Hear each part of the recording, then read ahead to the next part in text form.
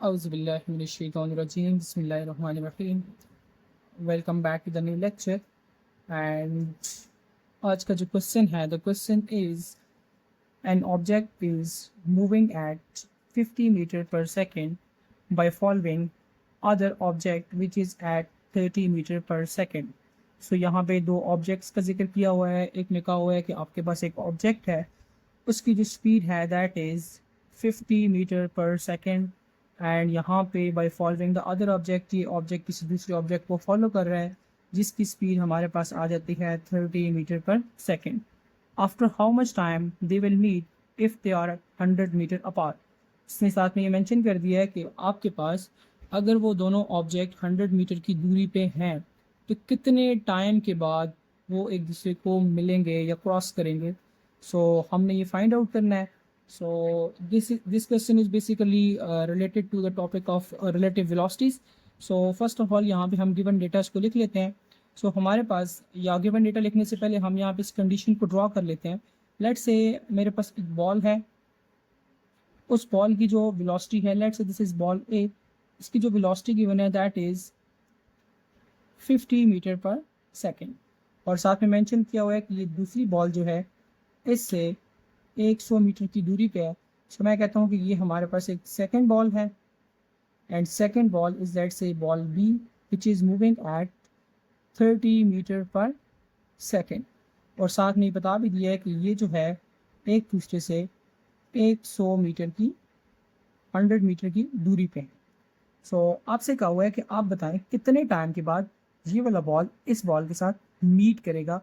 Obviously meet इसलिए करेगा क्योंकि इसकी स्पीड ज़्यादा है, इसकी स्पीड कम है, तो कुछ टाइम ये ज़रूर लेगा इस बॉल तक पहुंचने के लिए. वही टाइम हमने क्या करना है यहाँ पे फाइंड आउट करना है. लेकिन फर्स्ट ऑफ ऑल अगर आपने टाइम फाइंड करना है तो टाइम फाइंड करने के लिए आप जो एक्सप्रेशन यूज़ करते हैं that expression is basically v is equal to s divided by t. अब इस एक्सप्रेशन को अगर आप यूज़ करते हैं टाइम फाइंड आउट करने के लिए तो टाइम के लिए ये इक्वेशन बन जाएगी t is equal to s by v. लेकिन नाउ द क्वेश्चन इज कि यहाँ पे हम कौन सी वेलोसिटी लेंगे. हमारे पास तो दो वेलोसिटीज गिवन है. सो हम यहाँ पे जो वेलोसिटी लेने वाले हैं that would be the relative velocity. So हमारे पास ये जो वेलोसिटी आएगी ये सिंपल वेलोसिटी नहीं होगी बल्कि this would be relative velocity. तो आपके पास यहाँ पे जो कंडीशन है, अगर इस कंडीशन को देखा जाए तो ये ऑब्जेक्ट इस डायरेक्शन में जा रहा है और दूसरा ऑब्जेक्ट भी ऐसे ही बताया कि इसी ही डायरेक्शन में जा रहा है क्योंकि ये पहले वाला ऑब्जेक्ट दूसरे वाले को फॉलो कर रहा है. दिस मीन्स दैट कि इन दोनों की डायरेक्शन ऑफ वेलोसिटी बिल्कुल सेम होगी. अगर डायरेक्शन ऑफ वेलोसिटी बिल्कुल सेम है हम क्या करते हैं वेलोसिटीज़ को माइनस करते हैं. सो रिलेटिव वेलोसिटी हमारे पास आ जाएगी VA माइनस VB के बराबर. सो अगर यहाँ पे आप रिलेटिव वेलोसिटी फाइंड करें तो वो आपके पास आती है 50 मीटर पर सेकेंड माइनस 30 मीटर पर सेकेंड.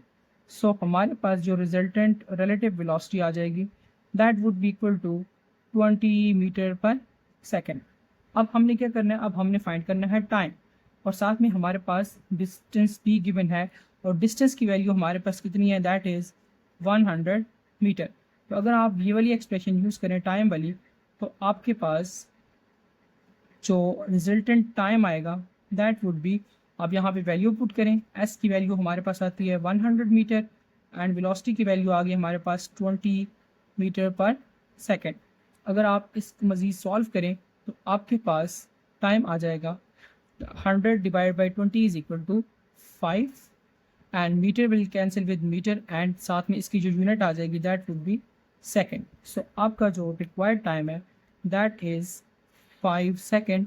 और ये जो आपके पास पॉसिबल आंसर थे उनमें अगर आप देखें तो आपके पास ये पॉसिबल आंसर गिवन है that is option B which is equal to 5 second. 5 second के बाद ये वाला ऑब्जेक्ट, ये वाली बॉल इस बॉल को स्ट्राइक करेगी, मीट करेगी या इसको फिर क्रॉस करेगी. सो इस तरह की मज़ीद अच्छी अच्छी वीडियोज़ देखने के लिए हमारे चैनल को लाइक करें, सब्सक्राइब करें, कमेंट करें और बेल आइकन को प्रेस करें ताकि हर नए आने वाली वीडियो आप तक जल्द अज जल्द पहुँच सके. Thank you very much.